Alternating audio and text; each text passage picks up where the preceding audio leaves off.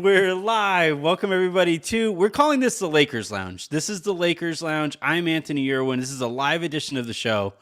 I'm Anthony Irwin. I am joined here by Alex Padilla, by Harrison Fagan, by Aaron Larsoul. Alex Padilla does Taco Tuesday. Harrison does this show normally with me. And then Aaron Larsoul does the hook with me. This is, for the time being, going to be the approach that we are taking either Wednesdays or Thursdays. Harrison informed me just today that Thursdays are his days off, so we might be doing this on Thursdays from now on. Thank you very much for that, Harrison. But yeah, this is the Roundtable project that I've been very excited to get off of the ground. And we're just gonna see how this thing goes. We're doing this live. I haven't done a live forum show since the Team Tank days, like a decade ago. So if I'm rusty, it's Harrison's fault. Today on the show, we are going to be talking about the Lakers, obviously, and the situation that they find themselves in. They're sticking by this 20-game plan, and are I just kind of hoping that Dennis Schroeder and Thomas Bryant turn things around. And then because the quotes were so ridiculous that Alex, before the show, was asking us if those were real quotes, I have to get into this Brooklyn Nets situation. It's just wild. So, Aaron, I'm going to start with you. Which would you rather do first, the Lakers one or the Nets one? Is this a serious question? Yeah. Oh, I know. I'm giving him an out. No. Let's do the Nets one, and only because it is more time sensitive, and the Lakers don't play for a couple more days. So yeah, no, that's obviously the reason. Yeah. Let's do the Nets one first. Look, I'm as you can see by the bridge of my nose, I'm going through war here. So let's get. Can we actually? That's a better place to start. Yeah, sorry, Aaron, we got to start there. Aaron, Aaron. what happened to your nose? It's nice. Aaron, by the way, Aaron, this is only the second time I see you. Like we've done one podcast together.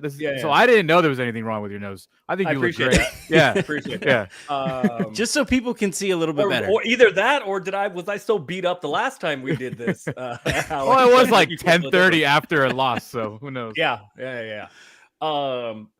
Shockingly enough, neither that nor this. Either that 10:30, I'm sure I had some beverages, but neither my nose nor how I look right now, despite my nose, is due to too many beverages. I actually, and this is even more embarrassing because I think it would be better for my pride if I had just gotten drunk and like fallen into something, or like gotten in a fight or something, Yeah. I mean, it's been some years since I've been in a fist fight, but no. It is all much more embarrassing than both of those outcomes. I took a bad step on the treadmill. This is why I don't advocate working out. I took a bad step. This is exactly why I don't work out. So here's the thing: I almost never go on the treadmill because it's too hard on my joints. So I just use it to warm up sometimes, kind of jogging. And I took a bad step on it, busted my ankle, which hurts a lot worse than my nose. But my nose is more embarrassing and more obvious. And sprained my ankle pretty badly. I'm not gonna lie; it's bruised up and swollen, and then face planted into the front of the treadmill. And somehow that little rack part where you can store your phone, water, whatever, the little ledge, caught what would seem to be the most difficult place on a human body to scrape up, the bridge of your nose. And here we are. And did this happen in public? Yeah. Yeah. People saw this? You cannot believe how fast I ran on a potentially broken ankle as fast as you can possibly imagine out of there. So I don't know how many people noticed, but I mean, luckily the entire gym is covered floor to ceiling with mirrors. So, now the fortunate part is I go in the morning. But like when normal people are at work, so it was not like the 6 a.m. crowd or the 7 a.m. crowd or the 5 p.m. crowd or the 6 p.m. crowd where the place would just be packed. So it was like, we need security footage. It was like an Atlanta Hawks game, like 30% full. What I heard is that there's security footage. Yeah, that's what I was there saying. definitely is. I need information on which gym that this is at, so I can reach out to them and ask. I'm going to file a FOIA request. Also, like if there's a TikToker, like those TikTok video like fitness people, if there was somebody like with you in the background, we'd already know that would have gone viral. Like somebody like running on the treadmill or whatever, and you just see Aaron go flying, do a face plant. And you know the worst part is like I don't run because my joints are like my back is bad, my knees are bad. And I have had my right ankle surgically repaired, and this was my left ankle that gave out. And it was just a warm up. I was going slowly. It was like a jog, and I took my left foot, took one bad step on the part that isn't, is not the belt, the solid part, and here we are. And this was hold on, Anthony. I've like 2 follow-up questions I gotta ask here. Like I have one as well. I think this was last Thursday. Was this all a ploy so that you wouldn't have to talk about the Lakers on this show? That's my first question. This was Saturday morning after the game Friday night. This was Saturday morning. So then I had to go Sunday with it fresh. I went to CVS. I was soliciting help on Twitter about how to apply makeup and where I can find a light skin concealer. I was down horrendous. Yeah, that's rough. So is this just all an elaborate cover story to like, did you just suggest to Rob that he should judge the team before 20 games? And he was just like, this was actually the truth of this is Anthony is not doing the show from Texas. He is here in LA, and we had a disagreement about when it was fair to judge the team. Or Raj and I had a disagreement about whether there was actually a good team in anywhere. Raj is a saint. He couldn't hurt a fly. No, that's just his on-air persona. He's a real bad boy off the air. I think he's like 5'4". Aaron, do you have Rob Pelinka on Find My iPhone? Like, can you track his flights to Indiana and back? No, I spoke to him last night from Indiana, but no, I do not. To finalize the trade? Yeah, as I mentioned on Twitter yesterday when all of this nonsense was going around. What do people think? Do people think like it requires the GMs to have a handshake? People want to trade. Nobody's logical about this. Everybody wants to trade. You can trust the other understand, but this is such a dumb thing. 2 minutes of internet research could tell you why he's actually there. It's such a dumb thing. Aaron, the 4 of us are getting together to talk about a sports ball team. Yes. That people are passionate about. We're debating how well the Lakers can get a 6'6" person to throw the ball, a sphere, into a cylinder from like 30 feet away. Like that. Yes. All of this is stupid. Of course people are ridiculous about this. Yes. It's just funny to me that people think like the GMs have to meet in some dark alleyway. It would be more fun that way. It would be more fun. No, they have like black trench coats on. I think Rob literally had the 2 first-round picks in a suitcase that he had to physically hand to the Pacers GM. It's like I haven't wanted to let these go. Yeah. Like I haven't wanted to let these go, Rob but here you go. He has a suitcase with the draft picks handcuffed to his arm at all times. So it's like that's how the nuclear football. Yeah. It's easier than traveling with a couple 8th graders, right? Like that would be way more difficult. Yeah, they can fit in your carry-on. That's the funniest part of. That's how the NBA should punish Sam Presti. He should have to have like a bunch of middle schoolers that he has to be like physically bring all like just to stand in for those draft picks. Yeah. Like take your draft picks to work day. How many picks he has? Yeah. All right. Well, unfortunately, I think there are like interstate kidnapping laws for some of these things for Mr. Presti, because he probably has some 2-year-olds that he would have to travel around with. I do feel like, given all of the work you've put in on this show, on this feed, in Spaces with Lakers Twitter, that like the Lakers should cover your hospital care here. I do think the Lakers. I think you've done enough work here. Alert. Like, come on, man. Dude, some of the Lakers on last year's team were old enough for Life Alert. Like, I broke my good ankle. I can't get up. I'm pretty sure I saw Wayne Ellington doing a Life Alert commercial. Like that's from the court on defense when he was getting blown by. It's been a rough week. I got to be honest. I'm still trying to understand the physics of your fall though, like because if you clip the nose to the drink container, I feel like your forehead should have had some damage or something. I'm trying to figure out the physics of it all. Somehow the bridge of my nose fell into like the edge of the ledge, and then I fell down. Well, I went down pretty quickly, and I've been in some fist fights, like my fair share and a lot of other people's share too. You were trying to fight Shaq. You somehow came out worse against the treadmill than Shaq. I did. Yeah. And the worst part of my knees are all scraped up and like beat up too. It's bad. It's bad. It is bad. I don't even know how is the bridge of your nose the one place? I mean, my knees are beat up, scraped up, but like the rest of my face is as good as it normally is, which isn't that great. Like I'm not a great looking dude, but the one place that suffered damage is the strangest place. I was looking like, God, can I get away with wearing sunglasses to the game? Like I'm kind of cool, but I'm not that cool. Mm-hmm. Can I That's get also away a with tough spot to wear them there. Sunglasses at night. Can I wear fake glasses with you no can wear like, fake glasses? No prescription? Or maybe I need to do like the Rudy Tooty Fresh and Fruity thing with the fake nose and mustache and glass. Yeah, I was going through it before the game on was it Friday's game? Yeah, or Sunday's game actually. Yeah, it was Sunday's game. I was going through it looking for solutions that did not come to me. I applied I very poorly applied a concealer that only sort of matched my skin color. So yeah, it was I did the best I was down horrendous. I did the best I could. That's amazing. Well, somehow your week has been better than the Brooklyn Nets.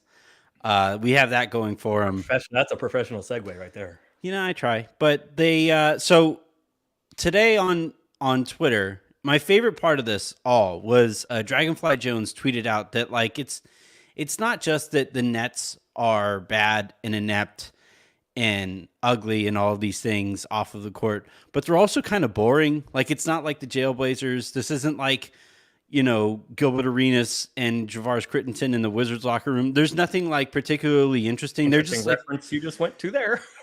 Well, I'm using the ones he used here. Okay. Those are the examples he used. One, yeah. But so like I was kind of laughing because literally an hour later, maybe not even an hour later, Chris Haynes tweets out his story, which involves some wild quotes from Kevin Durant. The most wild one of all of it, obviously, was in reference to his teammates and.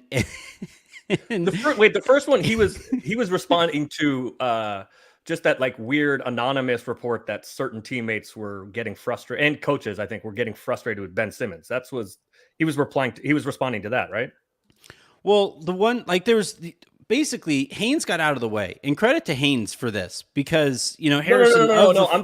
I'm saying the tweet that you're referring to was about like a few hours earlier this morning.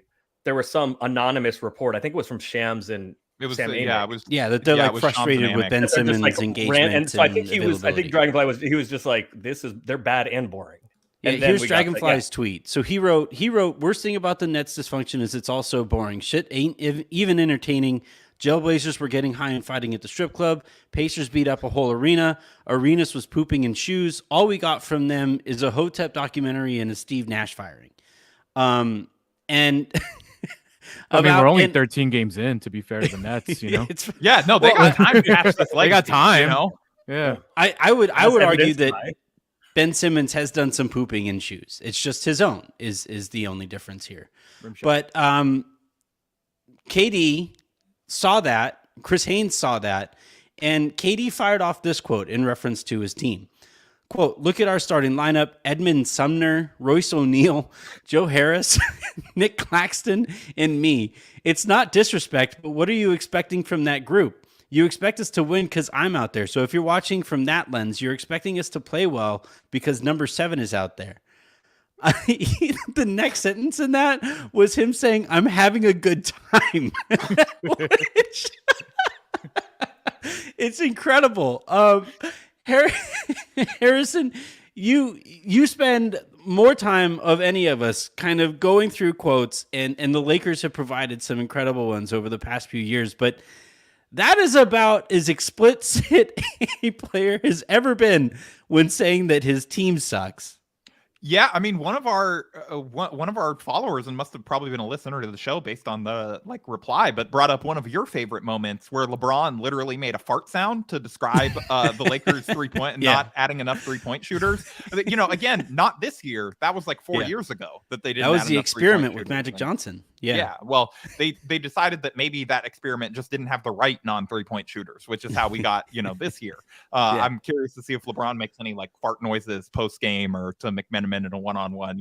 He could run that back. But I don't. This is bizarre. Like I don't know that I can recall a guy saying like on the record, no disrespect, but my teammates suck. So what do you expect? That isn't sort of actively in the process of asking out, which like Kevin Durant, he claimed he has like renewed his commitment or whatever. Like the Nets put out that statement that they're like, they renewed their vows this summer or whatever, in Orange County.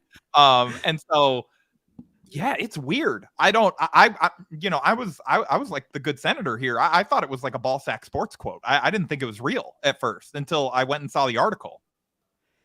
Yeah, I was shocked. I was shocked at a bunch of stuff because in that one, he also kind of threw Steve Nash under the bus again, right? By saying like the reason he wanted to trade is because can you throw a guy under the bus if you already ran him over twice? Like Steve Nash is just a resident speed bump. Yeah. Steve Nash is already back in Manhattan Beach collecting his money. he's doing probably excited about the World Cup. He's gonna be just all right. like the Lakers. It was just like his time with the Lakers. He's just at a house in Manhattan Beach. Steve Nash his money. actually wouldn't be lying if he said I'm having a good time. I'm really having a good time because he's out of there. Like he's good, but yeah, I thought that the stuff that he was saying like that was obviously that's going to get the most attention about the situation and how he considers that team.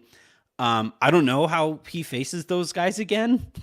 I don't know what he says to them. And, I don't know, Aaron, I guess I want to go to you. He probably just says like, no offense, but you suck. Like, I'm sorry. Yeah. Do you guys honestly think he hasn't kind of expressed those things to them already? And do you think that they know that I they don't think suck? so. Like that they're not like as good as he would hope? Like KD doesn't seem like the kind of guy that like bites his tongue. He kind of just lets it all on out. Twitter. No, he doesn't. I think overall. Once he got caught with the burner, since then he just lets it go. And here's the other interesting part about it is like those guys do suck, and they know they suck, right? They do. They know they suck. Like they know, like they're looking at the other guys in the starting lineup, and they're like, "Damn, yeah, it's just me and KD." So, like you think Edmund Sumner is like, man, you're right, KD. Me and KD combined. Joe Harris sucks. It's just like I don't think it looks quite as bad when all of it, the whole article, and all of it is taken together. I don't think it's quite as bad. That quote is not great, but it raises an interesting question of we always ask for athletes to be honest. And then when they're honest, they're like, maybe not that way. Maybe not tell us all the truth. And so there's another interesting thing here because somebody asked me on Twitter, like, if my coworkers, I think they were referring to Lakers people, or how everybody would like it if LeBron did that sort of thing. Like this doesn't happen. Guys talk shit about their teammates all the time. You mentioned it, Harrison, about LeBron, the fart noise. But LeBron, after the second or third game of this season, said, like, we can't shoot. We don't have anybody that can shoot. Yeah, he's like, we don't have any lasers on the roster, right? This happens all the time. Now, LeBron, people think that is not leadership. Okay. LeBron generally is pretty good about being a leader, and he does so in different ways. Sometimes he goes to the carrot, sometimes he goes to the stick, right? The stuff about the like subtweeting with the Kevin Love stuff, fit out or fit in, all. So I'm not saying this is good leadership, but I don't think Kevin Durant did this by accident. Maybe because I don't know their guys, I don't know their locker room, so I don't know if it's going to be effective.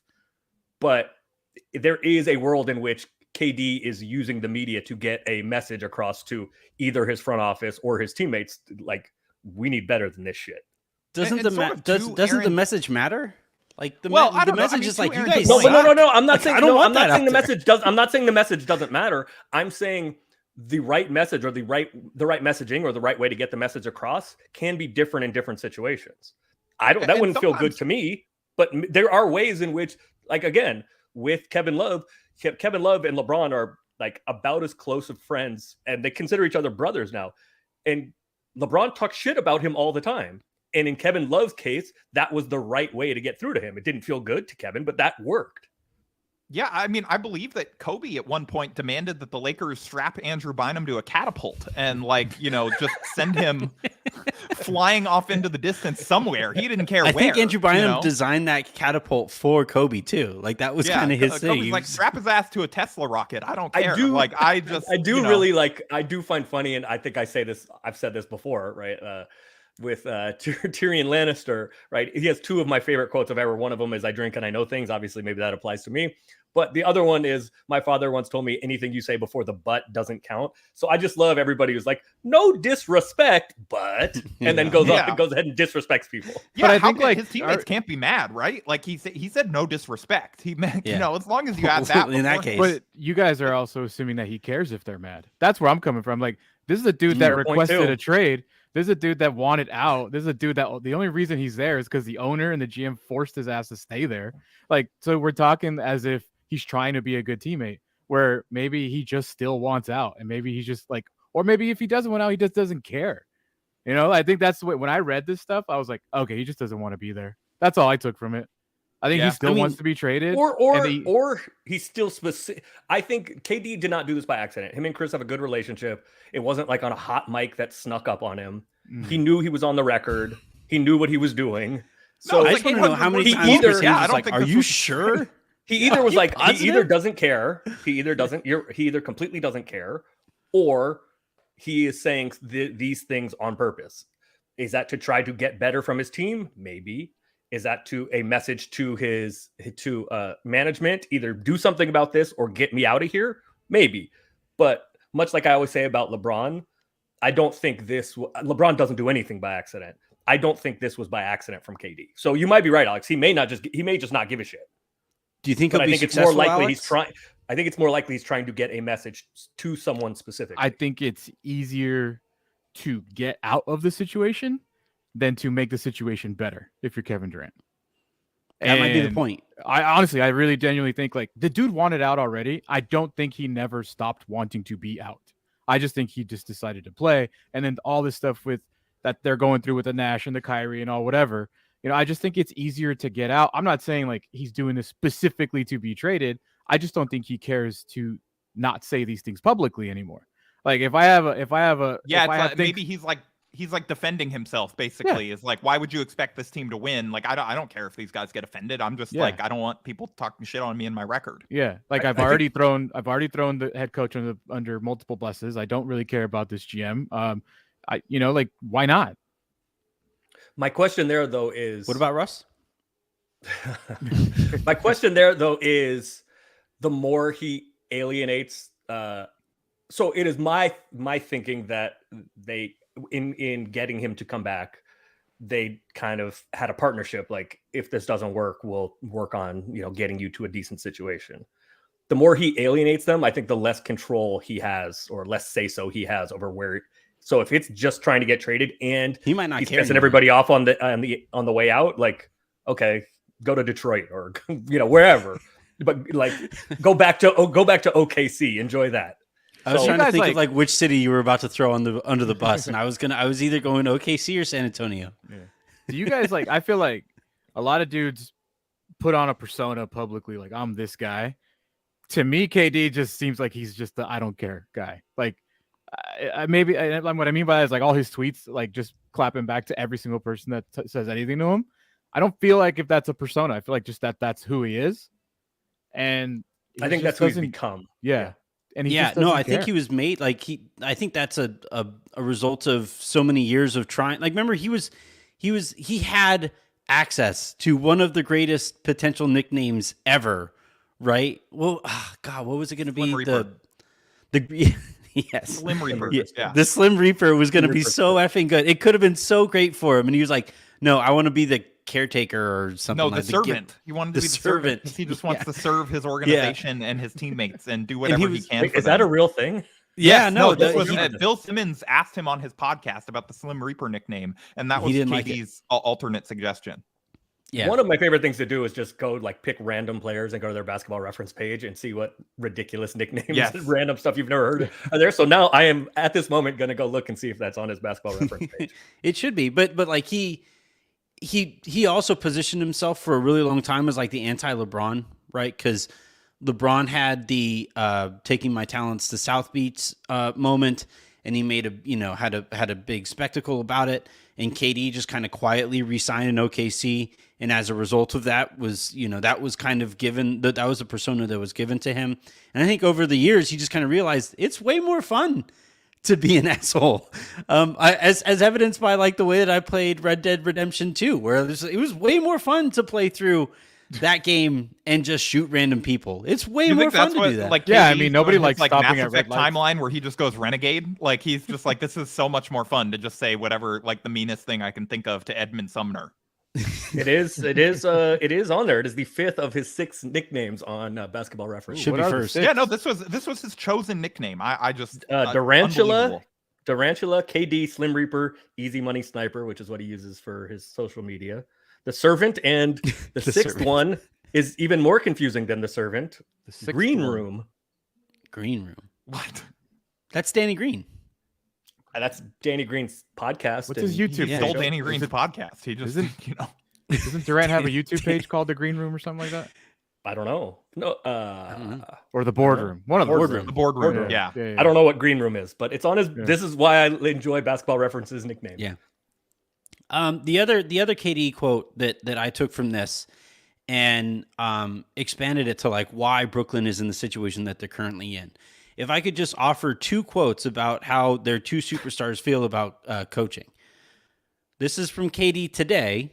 Quote, "It wasn't difficult at all to request a trade because it was about ball. I went to them and was like, yo, I don't like how we're preparing. I don't like shoot-arounds. I like practices. I need more. I want more. I want to work on more shit. Hold me accountable. Get on my ass. Get my ass in film if that's going to help you on everybody else's heads. I want to do more closeouts. I want to work more shell drills at practice. This was the type of shit I was coming at them with. I wasn't like, yo, y'all make sure everybody around me can make life easier. Hell no, I want to make everybody's life easier. Ask Steve Nash. You can go call him right now. I wish he had. Do you think Haynes did? I do not. I would say, yo, great if he had just been, let me put him on speaker. Let's talk it out. But by the way, didn't his demand come in August? Maybe. Like, he already didn't like how many practices Steve Nash wasn't calling in August. Right. What? What? You want to do shell drill where? When? Yeah. So he goes, yo, I need more closeout drills. We need to practice more. That was going on. And then Kyrie Irving's approach to head coaching. Kyrie Irving on Steve Nash hire. I don't really see the Nets having a head coach.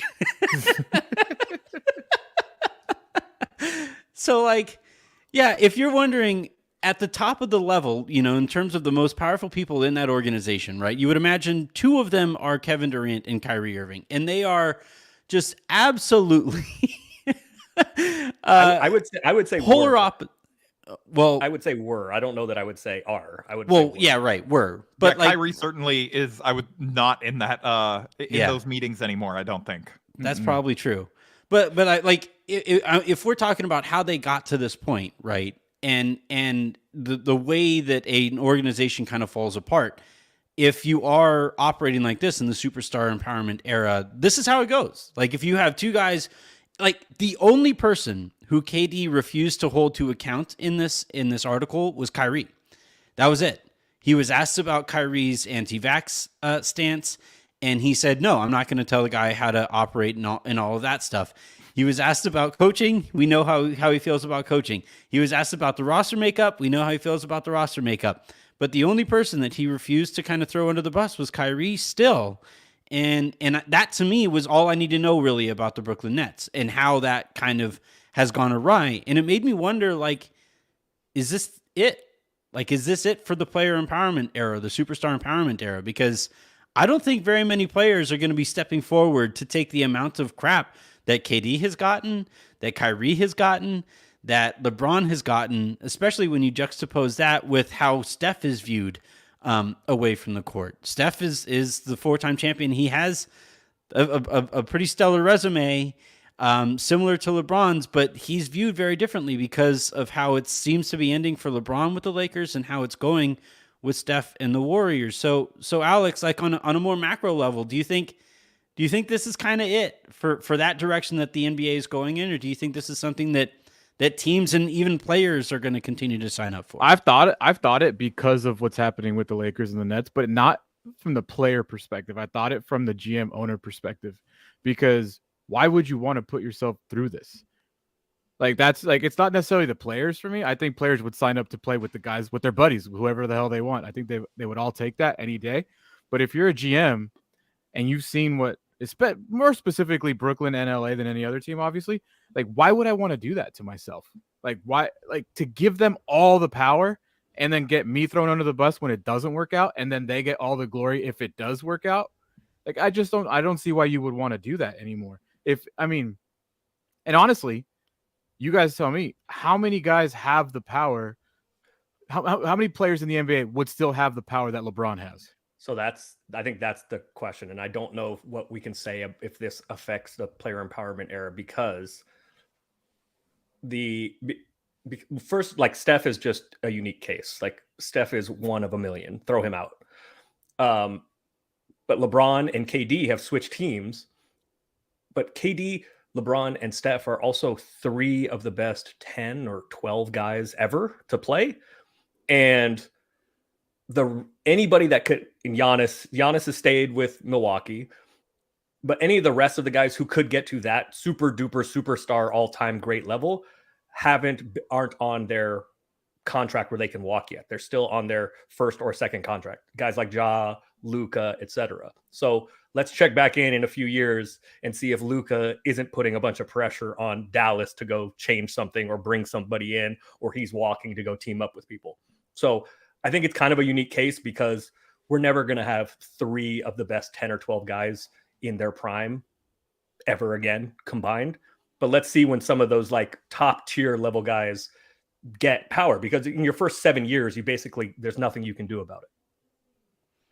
Yeah, I mean, the reason I don't think that this is going away is honestly pretty simple. Like, Anthony, do you want more power at your job? Like, do you want more say over like your day to day and who you're working with and all that stuff? No, honestly, I'm tapped out. I'm on my 5th show this week, man. I'm all right, okay, wrong person. Aaron, do you feel like your input is always valued at your job, and like, would you maybe like more input sometimes? Always.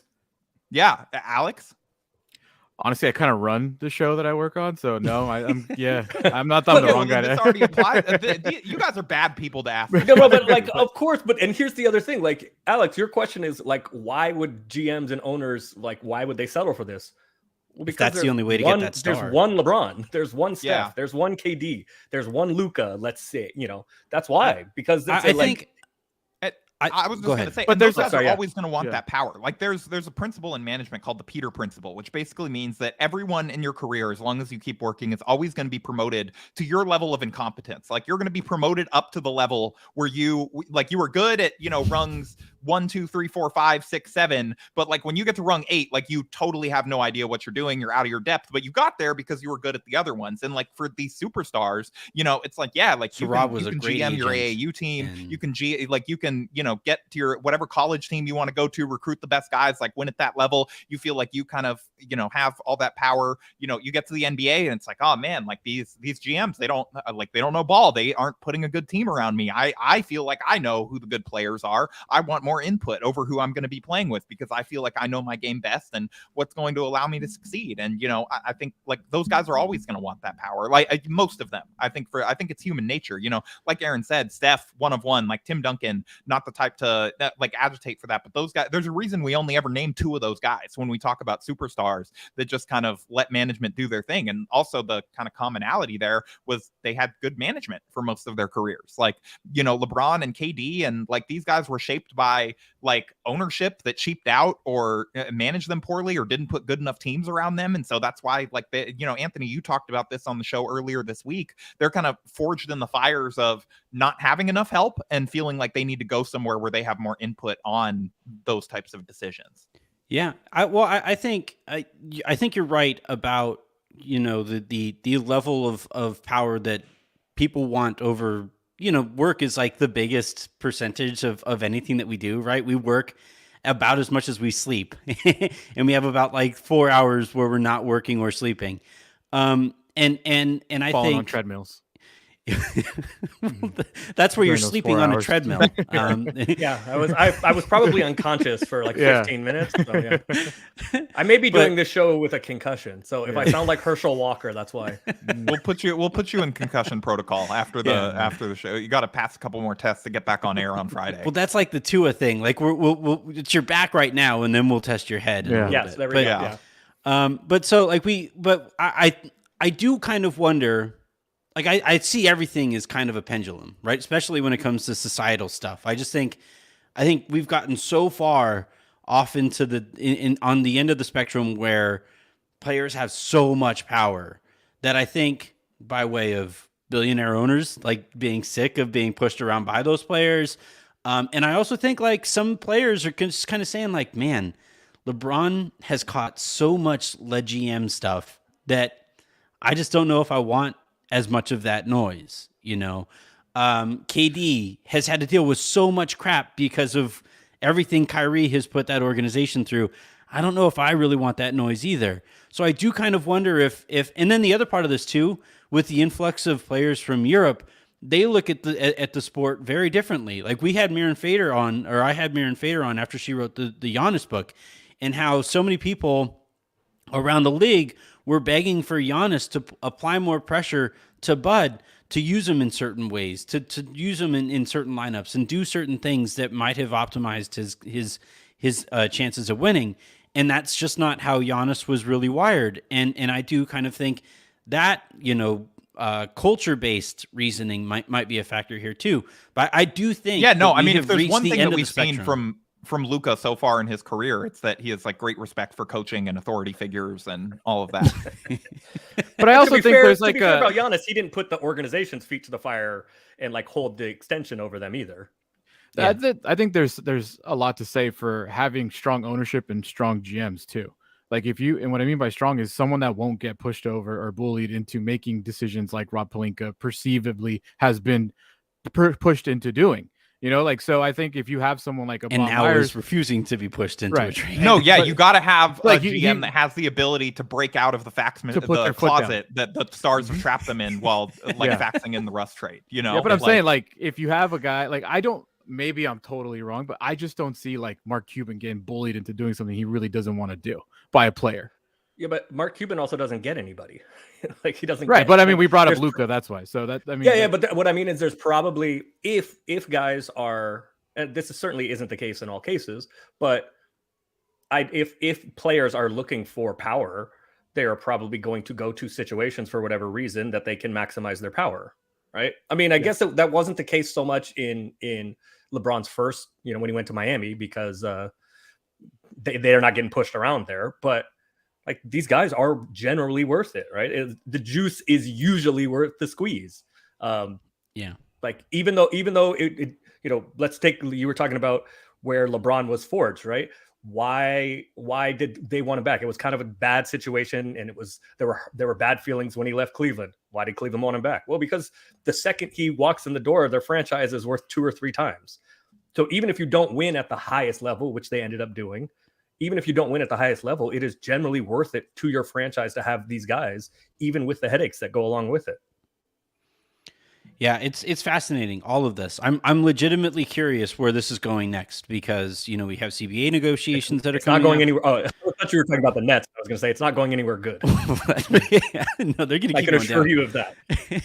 There will be some. I think there will be some fallout, like just for the next like year or two, maybe. I don't see someone just being like, yeah, come on, let's go, bring in KD. Do we want to do predictions for like next like net scandal? I'm going like Edmund Sumner trade request. Like you don't disrespect me like that in the pages of Bleacher Report and like deal with that. Like I legit had to Google. I had to Google if that was a character from Game of Thrones. Like I'm not kidding. I thought it does sound like that is a very Lord Sumner. Sumner. Yeah, Lord Sumner. From the Tricky Isles. I need your banner, man. Well, I do have another, I think the next thing that we should hopefully hear is, I mean, look, I've probably been as hard as anyone on Kyrie, and the punishment is the punishment. But like, is there a next step? I think I would like to know what he has done or hasn't done, or what they would still like him to do to be allowed to play again. I think they were saying on the Hoop Collective, I think it was earlier this week, that like if he's not back by Friday, which is like their next home game, they have a couple days off here. Like if he's not back by then people are going to start to wonder about like, okay, like what is going on here? Why has he not been cleared?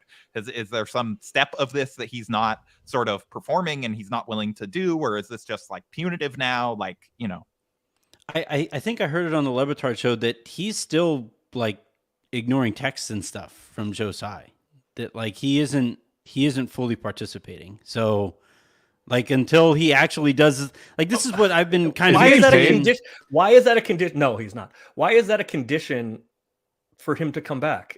I don't. This is the part that I don't understand, or one of the. Well, I mean, look, I think some of it is I think Joe Tsai, he's been a headache for Joe Tsai for multiple years, essentially almost since he got there. And I think Joe Tsai wants to kind of remind everybody what the power dynamic here is, as flawed an approach as he might be taking to it. This might be, and I, look, Mark Stein wrote about this for his Substack. A lot of that stuff, those checkboxes there, were some people around the league think put there because the Nets didn't think Kyrie would do this. And if he doesn't do those things and doesn't come back to play, can they cut him for cause and save a bunch of money on him? Like this isn't going anywhere necessarily. And like, I don't know. I personally with Kyrie, I saw, and Aaron, you and I talked about this on the Hook, there's this kind of growing sentiment out there, especially amongst players. And in fairness to those players, that they are part of a union and they don't want to see a union member treated a certain way. So that's a factor here as well. But there's like this growing sentiment. It was like, Kyrie has done enough. And according to who? Like I haven't really seen what Kyrie. There aren't really any like concrete examples of what Kyrie has actually done to get back into good graces. There aren't concrete examples of what he needs to do either, at least that we're aware of. That's kind of the they did. They outlined like a list of 6 things that he had to do. Yeah, he had to. But isn't the implication that he's not even doing those? Like, isn't the implication here is like clearly the implication is that, if he had done all of those 6 things, I think that like to their, and the fairest point that I think has been brought up was Jaylen Brown the other night, brought up the whole, like, it really does seem like Joe Tsai is sort of, like I almost feel like he's weakened this a little bit by being so hard on Kyrie publicly and continuing to talk about like, oh, he hasn't done enough, he hasn't done this, he hasn't done that, when like it's you can Google Joe Tsai and what he's been associated with throughout his career, like not necessarily like the greatest dude, like by all kind of accounts, and sort of the ways that he's gotten his money and the things that has funded. Like I don't, if I'm Kyrie, like I kind of understand just at least from the perspective of like, why do I have to prove my morals to this guy? Yeah. That's also really fair. How does one prove? But the reason why though is because he has more money than Kyrie. The problem. Yeah, nebulous. That's the why. Well, that's true too.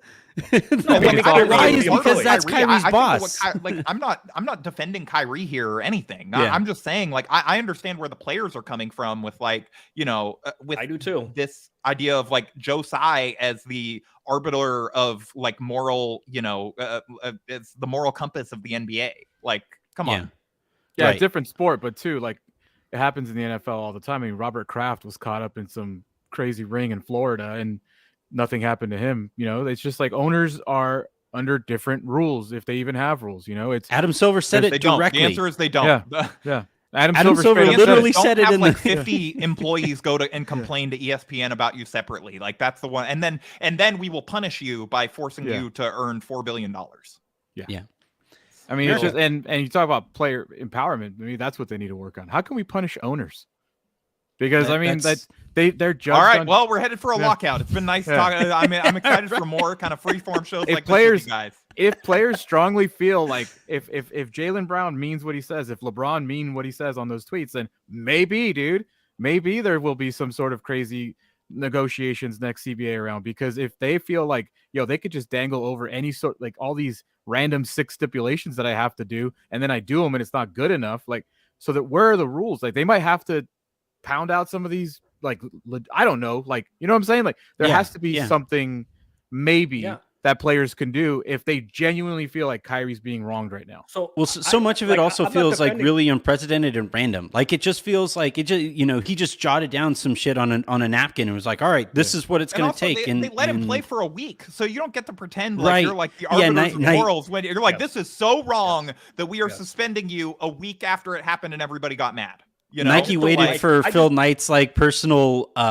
political donations to come out publicly before they were like, we cannot stand for Kyrie. I just don't.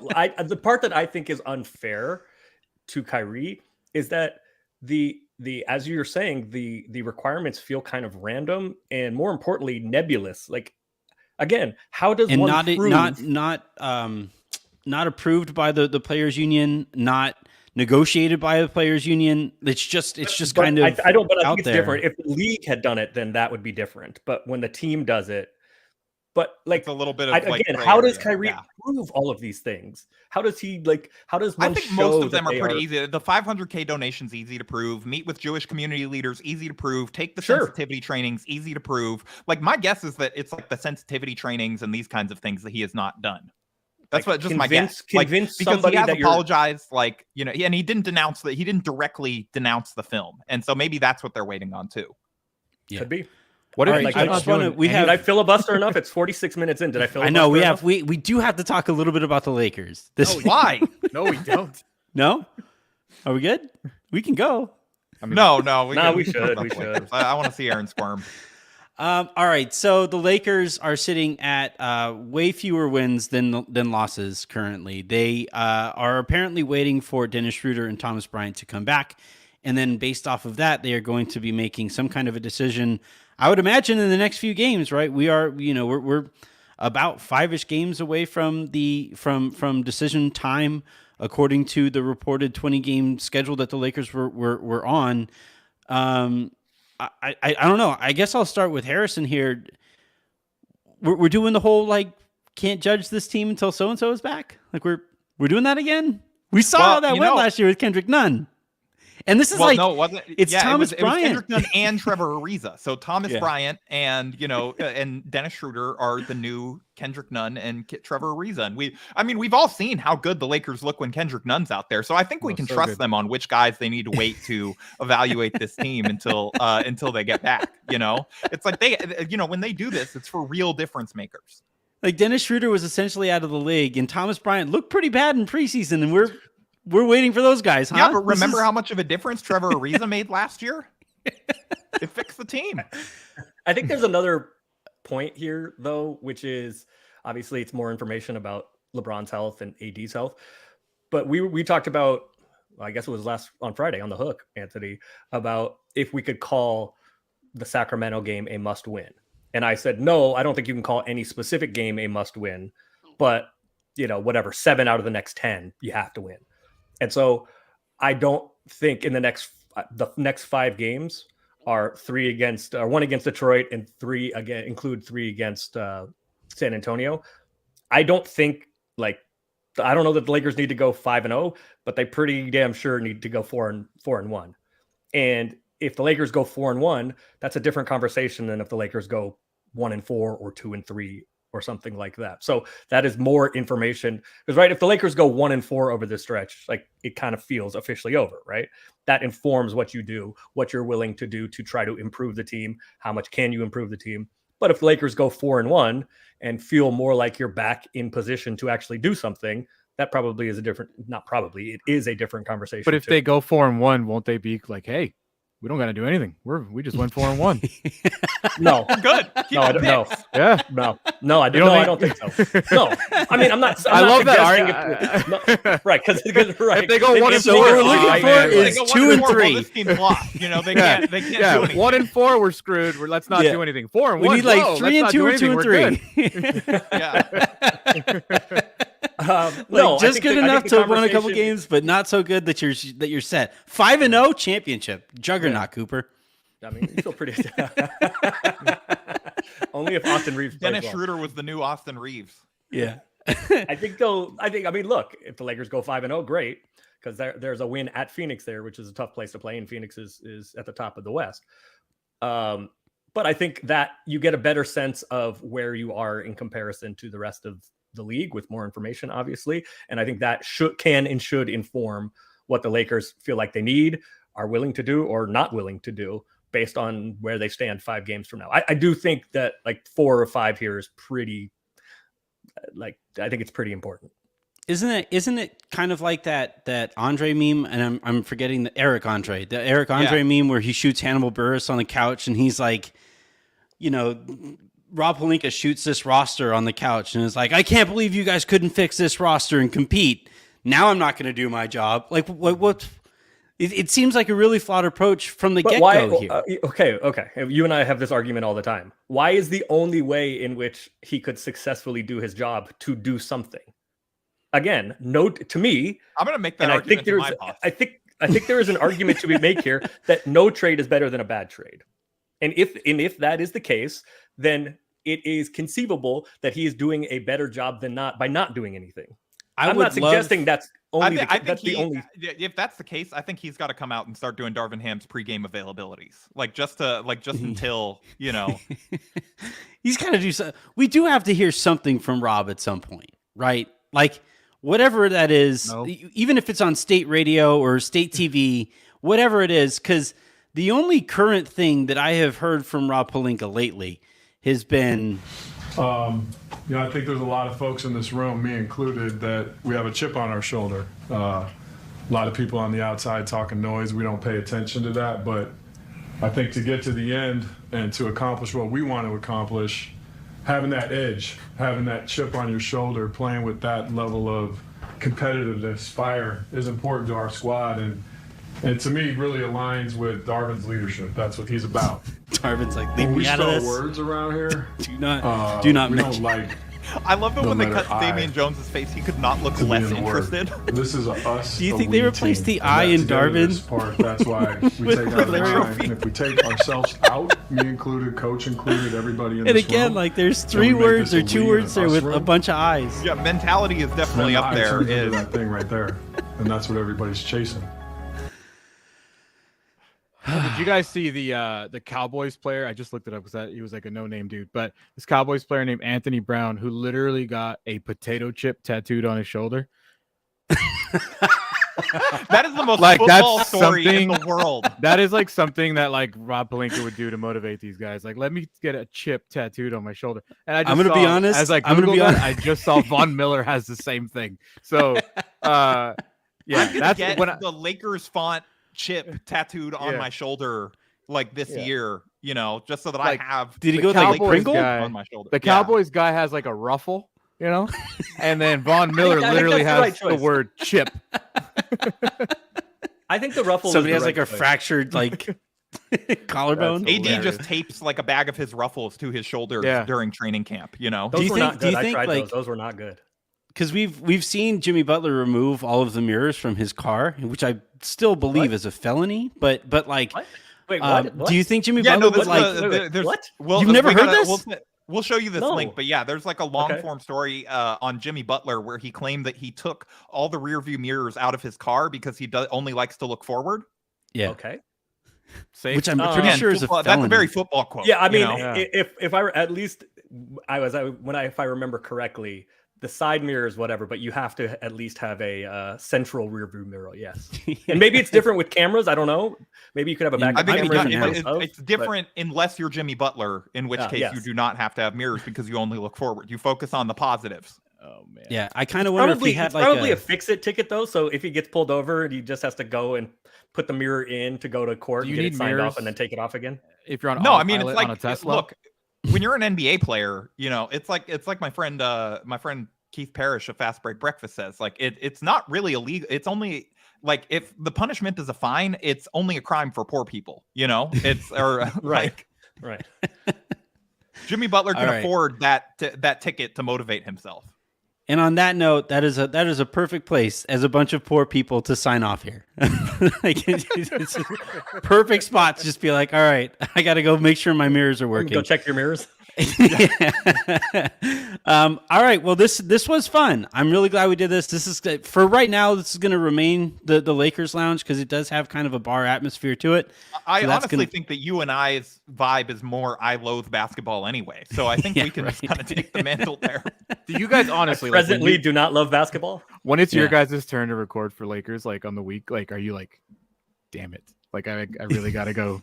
You know, like on Tuesday, I was like, I text Regla. I was like, dude, I got promoted so that I didn't have to talk to Anthony anymore, and then I still am having to do this show weekly. And this is just the amount of pull I have. Yeah, it's the podcaster empowerment era. I made sure that Harrison had to keep recording. What does your LinkedIn page look like, Harrison? Irwin. Like, if you guys expect this podcast to do anything, I don't like. It's because of number 7. You know, which is also what I call myself. How many times does Silver Screen Roll pop up on your LinkedIn page? Like every 2 months, like it's like a different. Just Silver Screen Roll. Wait a second. New job at Silver Screen Roll again. Who is number 7 here in this analogy? Or maybe we're just the 4. I mean, it's we me. Don't have I'm 7 the here. Slim We're just Reaper. Yeah, we're waiting for the number 7 to show up. Yeah. I'm definitely Edmund Summer here in this one. So.